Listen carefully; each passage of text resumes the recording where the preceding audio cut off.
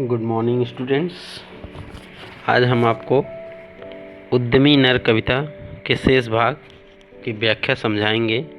इसके पहले हमने पार्ट वन के वीडियो में हमने उद्यमी नर की कविता का कुछ अंश का व्याख्या समझाया था। आज हम उसके आगे की व्याख्या समझाएंगे। तो उसमें पहले भाग में कवि ने यह बताया था कि इस धरती पर जो भी तत्व हैं उसको प्रकृति ने अपने भीतर सहेज कर छिपा कर रख दिया है और उसको केवल उद्यमी नर ही प्राप्त कर सकते हैं। और संघर्ष करके, परिश्रम करके जो मनुष्य परिश्रम करते हैं वह उनको प्राप्त कर सकते हैं। उसके आगे है कि प्रकृति नहीं डरकर झुकती है, कभी भाग्य के बल से सदा हारती वह मनुष्य के उद्यम से, श्रम जल से। ब्रह्मा का अभिलेख पढ़ा करते निरुद्यमी प्राणी, धोते वीर कुंवक भाल का बहा भ्रुवों से पानी। अब कवि रामधारी सिंह दिनकर आगे बता रहे हैं कि यह जो प्रकृति है, जो हमारा नेचर है, जो हमारी प्रकृति है, वह कभी भी डर कर झुकती नहीं है। और किससे नहीं डर कर झुकती है? भाग्य के बल से। जो भाग्यवादी अपना बल दिखाते हैं कि हमारा भाग्य सबसे तेज है, उस भाग्य के बल से वह कभी भी झुकती नहीं है। सदा हारती वह मनुष्य के उद्यम से, श्रम जल से। और सदा वो प्रकृति जो है वो कभी भाग्यवादियों के भाग्य बल से कभी झुकती नहीं है। वो डर कर उनसे कभी झुकती नहीं है, कभी अपनी हार नहीं मानती है, बल्कि वो सदा अगर हारती है तो मनुष्य के उद्यम से, उसके परिश्रम से और श्रम जल से, परिश्रम करने से जो पसीना बहता है उस जल से, अर्थात परिश्रम करने से। ब्रह्मा का अभिलेख पढ़ा करते निरुद्यमी प्राणी।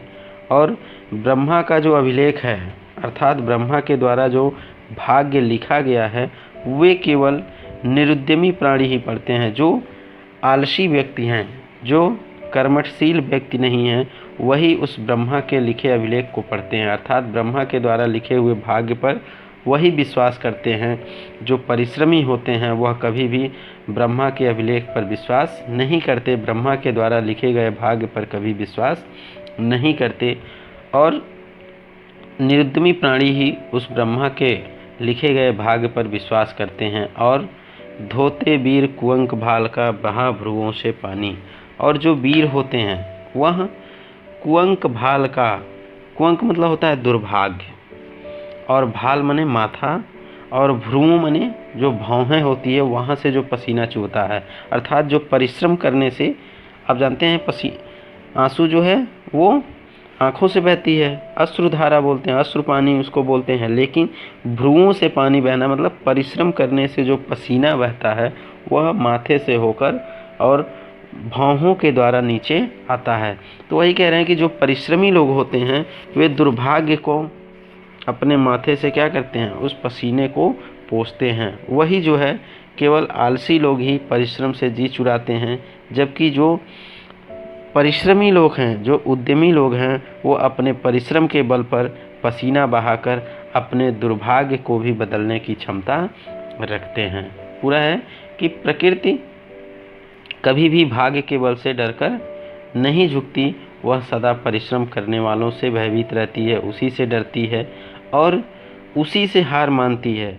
जो केवल आलसी और परिश्रम से जी चुराने वाले हैं उनसे वह कभी हार नहीं मानती। और वही व्यक्ति ब्रह्मा के द्वारा लिखे गए भाग्य पर विश्वास करते हैं।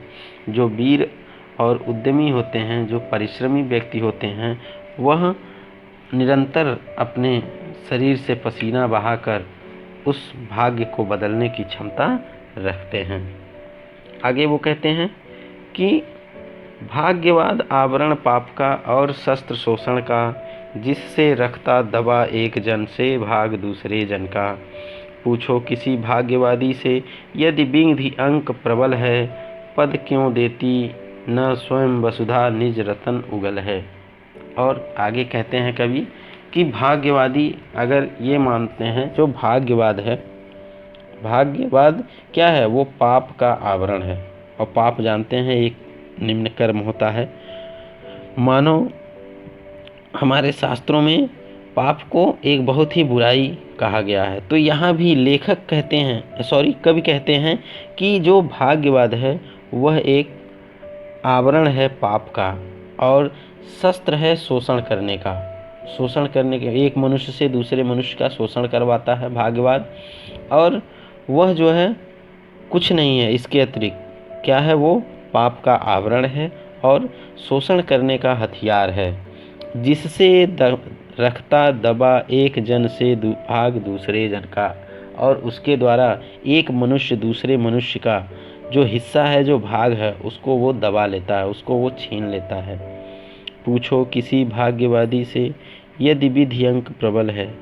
और वो कहते हैं कि पूछो किसी भाग्यवादी से कि यदि विधि का अंक, मतलब ब्रह्मा के द्वारा लिखा गया जो भाग्य है, अगर वह प्रबल है तो पद पर क्यों देती न स्वयं वसुधा निज रत्न उगल है। अगर ऐसा है, अगर भाग्य में ही लिखा सब कुछ होता है, तो पृथ्वी अपने आप अपने अंदर दबे हुए रत्ने को बाहर क्यों नहीं निकाल देती? उन्हें निकालने के लिए हमको परिश्रम नहीं करना पड़ता। अगर भाग्य में हमारे लिखा है तो जो पृथ्वी अपने अंदर छिपा कर रखी है, उन रत्नों को वह स्वयं अपने आप उगल देना चाहिए, परंतु पृथ्वी ऐसा नहीं करती है। हमें परिश्रम करके, मेहनत करके उसको प्राप्त करना पड़ता है। तो फिर से देखिए, भाग्यवाद आवरण पाप का और शस्त्र शोषण का। कवि कहते हैं कि भाग्यवाद जो है, जो भाग्यवादी हैं, जो भाग्य के भरोसे रहने वाले हैं, तो भाग्य क्या है? वह एकमात्र पाप का आवरण है। और आवरण जानते हैं, ढकना। और शस्त्र शोषण का, और शोषण करने का वो हथियार है, जिससे एक मनुष्य दूसरे मनुष्य का हिस्सा जो है दबा लेता है, छीन लेता है। कह रहे हैं कि पूछो किसी भाग्यवादी से यदि विधि अंक प्रबल है। और किसी भाग्यवादी से पूछो कि अगर ऐसा है, कोई भाग्यवादी व्यक्ति है, उससे, मनुष्य से पूछो कि यदि भाग्य में लिखा है तो पृथ्वी, यदि अगर विधि अंक प्रबल है, यानी भाग्य में लिखा हुआ जो है वो अगर प्रबल है, वो अगर महान है, तो जो पृथ्वी है वह अपने आप ही क्यों नहीं रत्नों को उगल देती है। अगर भाग्य ही प्रबल है तो पृथ्वी को अपने आप रत्नों को उगल देना चाहिए। उनको प्राप्त करने के लिए मनुष्य को परिश्रम नहीं करना चाहिए। तो इस प्रकार से कवि जो है इस कविता काव्यांश में निरंतर मनुष्य को भाग्यवाद का विरोध करते हुए निरंतर परिश्रम करने का